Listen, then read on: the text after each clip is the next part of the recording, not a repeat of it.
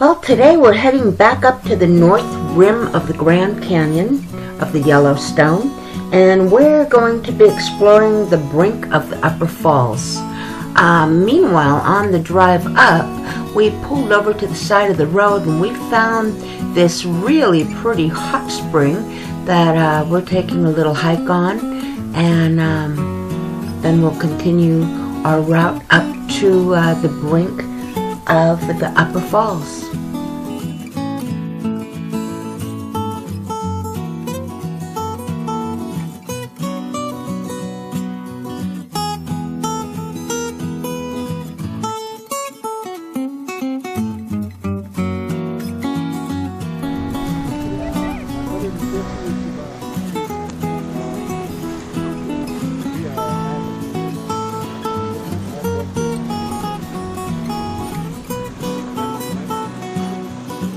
So this is a little thermal feature. I don't even know the name of it, but it is really cool, and you can feel the steam and the heat coming off of it, and it's just so pretty up here.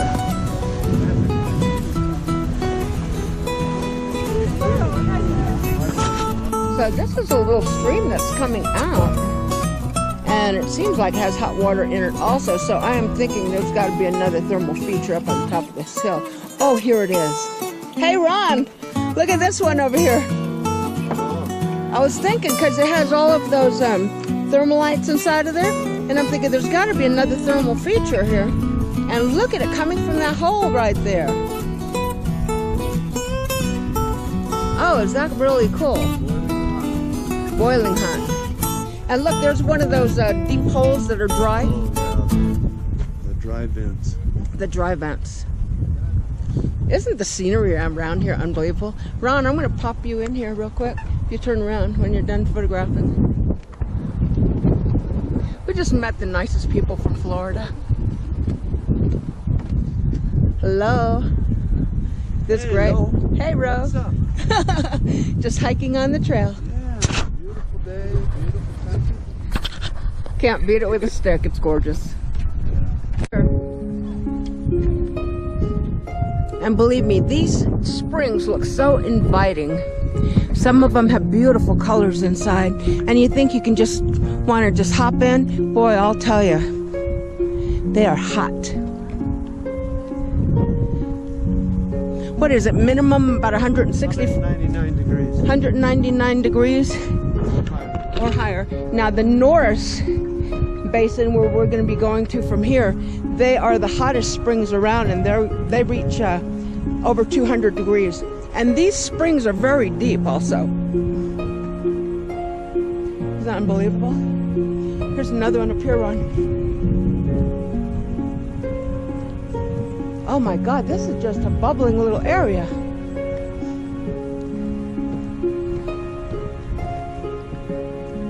Look at this. I gotta look up the name of this these live creatures in here. Yeah, I've gotta look up the name of all of these little creatures and all of this algae and stuff that they say come from prehistoric times, from the bowels of the earth.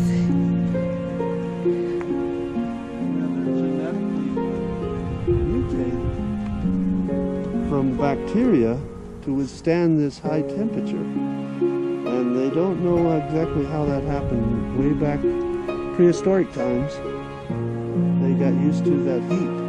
And then you can see the flies. There are these certain types of flies. Now, I don't know if you can see it from way down there. Where are they at down there? See those little dots? Right? There's some, oh, yes, and there's little tiny flies that withstand this heat also, that actually feed on this stuff. This algae and these little thermalites or whatever they're called. Isn't that just unbelievable? Huh. Again, everything up here in Yellowstone is just too majestic. And by the way, you got to keep watching your back, because wildlife can come up on you really quiet and really quickly. I was sitting on our picnic table at our campground. Most of the people had left already, so it was extremely quiet, and I was writing in my journal, and then I just turned around. I might have heard a little tiny bit of a rustle, ever so quiet, and two big elk had walked up on me about 25 feet from me, sitting there eating their grass. And it was like I got up really slowly, grabbed my journal, hollered to Ron, "Get Rocky in the motorhome." And we all hopped in the motorhome, and we took pictures of the elk outside the window of the motorhome. And that happened this morning, and that was really exciting. 2 huge female elk. It was really pretty cool.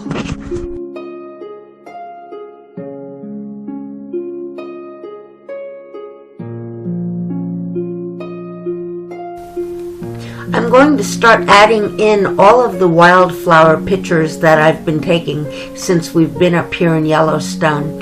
It's July, and it's like springtime up here. There's so many different varieties of wildflowers in bloom right now. It's just unbelievable.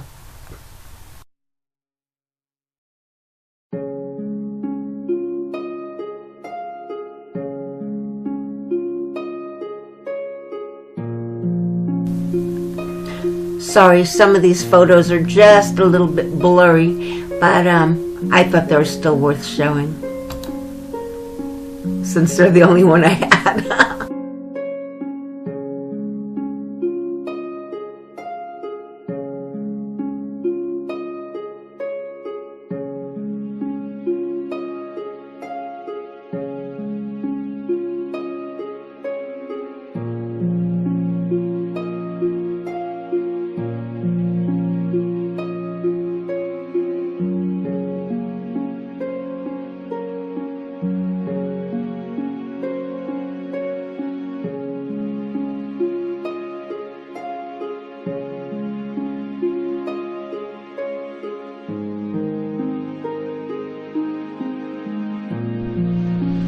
Wow, this is the brink of the upper falls.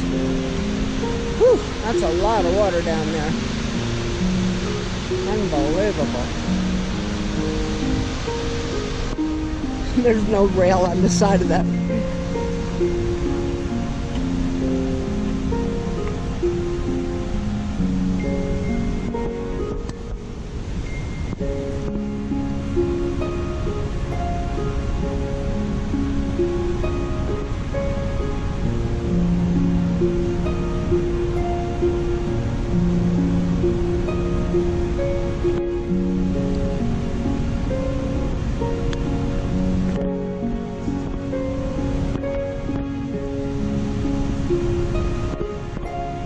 Oh my Lord, look at this.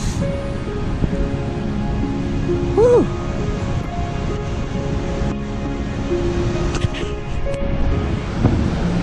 Okay, so they call this the brink of the upper falls. This is unbelievable. This is a lot of moving water. More than I have ever seen.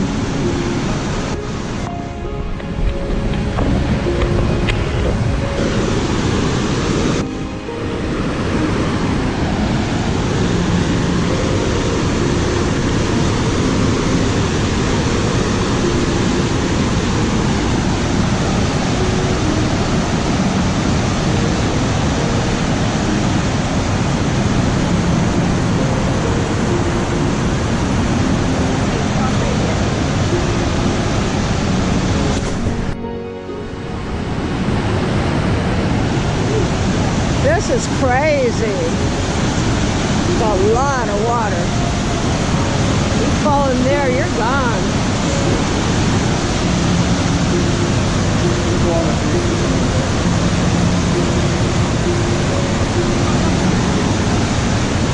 Unbelievable. Again, this is the brink of the upper falls at Yellowstone's Grand Canyon.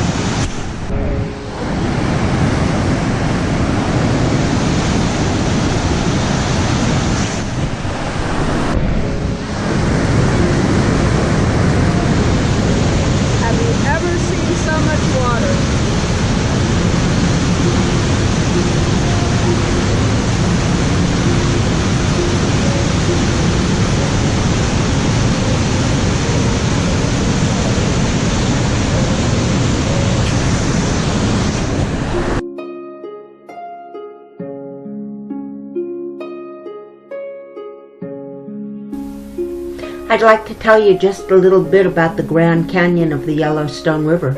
It expresses the park's complex geologic history in dramatic colors and shapes. Puffs of steam mark hydrothermal features in the canyon's walls. The upper and lower falls of the Yellowstone River add to the grandeur of this unique natural treasure. About 640,000 years ago, a huge volcanic eruption occurred in Yellowstone, emptying a large underground chamber of magma, partially molten rock. Volcanic ash spread for thousands of miles. The roof of this chamber slowly collapsed, forming a giant caldera, which was 30 miles across and 45 miles long. The caldera began to fill with lava and sediments. Infilling of lava flows continued for hundreds and thousands of years. Scientists think the oldest Grand Canyon of the Yellowstone formed in rock and sediments about 160,000 to 140,000 years ago. The Paleo Canyon was not as deep, wide, or as long as the canyon you see now. Past and current hydrothermal activity altered and weakened the rhyolite, making the rocks softer.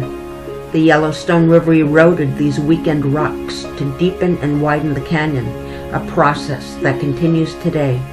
The current canyon begins at Lower Falls and ends downstream from Tower Falls.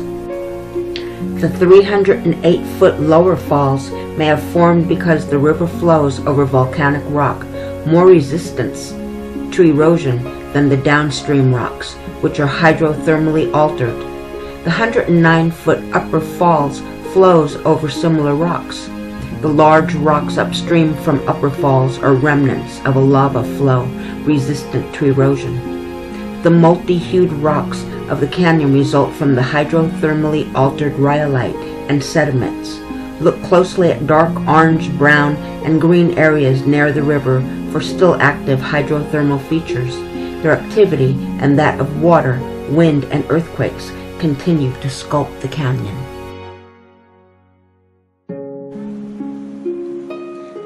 Me and Rocky are sitting it out waiting for Ron. Ron's up there right now taking some photographs of the falls. I was up there just a little while ago doing a lot of video. It's really unbelievable up there. We are now entering the south rim of the Grand Canyon of the Yellowstone. This area is known as Artist Point. When you reach this set of overlooks, you'll see why this is one of the most photographed views in Yellowstone. Framed by the canyon walls with forest for a backdrop, the Yellowstone River thunders more than 308 feet over the lower falls. From the upper overlook, you can view the canyon in both directions. In this area, you can view osprey, ravens, and swallows.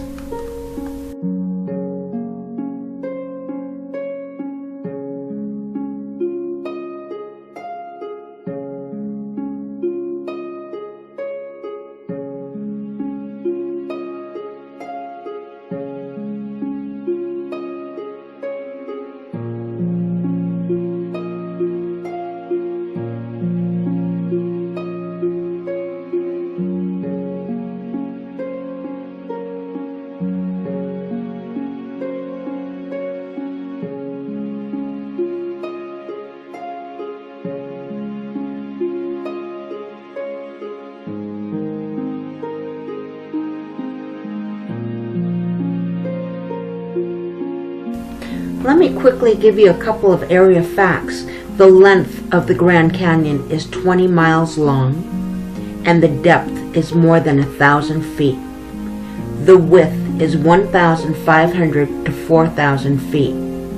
The height of the Upper Falls is 109 feet, and the height of the Lower Falls is 308 feet.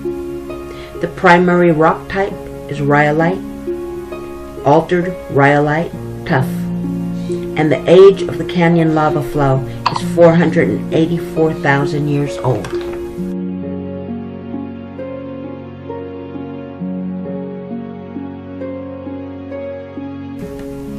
This here is an area that we found heading back to our campsite.